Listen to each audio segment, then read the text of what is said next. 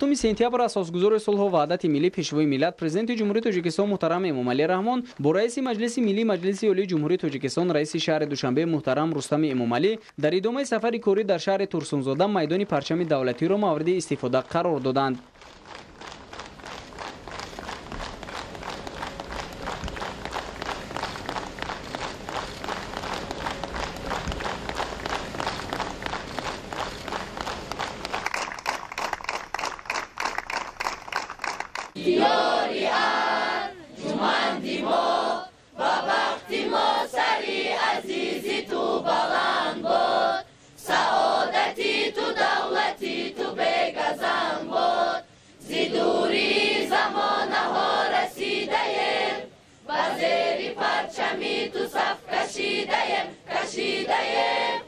Zinda bosh ey vatan Tojikistoni ozodi man baroyi nonangi mo tu az umedi raftagoni mo nishonai tu bahri vorison jahoni jovidonai khazona merasad ba navbahori tu ki mazrai vafo buvat kanori tu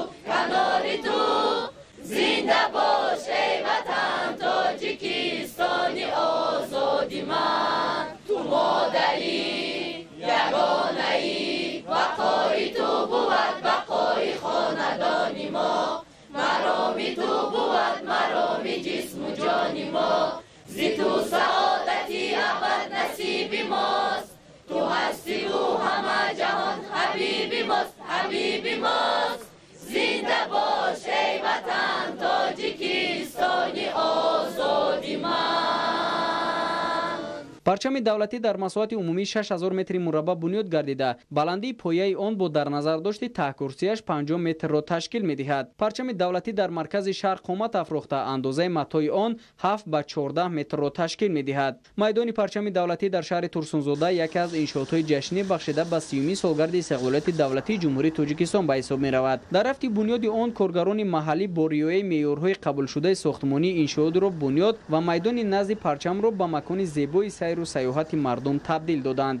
боиси шарафу иқболи ҳар як сокини шаҳри турсунзода аст ки имрӯз дар майдони парчами давлатии шаҳри турсунзода низ як тантанаи бо шукӯҳе ба ифтихори қомат афрохтани ин муқаддасоти давлатию миллӣ ба вуқӯъ пайваст ва бо қудумҳои пурфайзи асосгузори сулҳ ваҳдати миллӣ пешвои миллат президенти ҷумҳурии тоҷикистон муҳтарам эмомалӣ раҳмон парчами давлатии ҷумҳурии тоҷикистон қомат афрохт.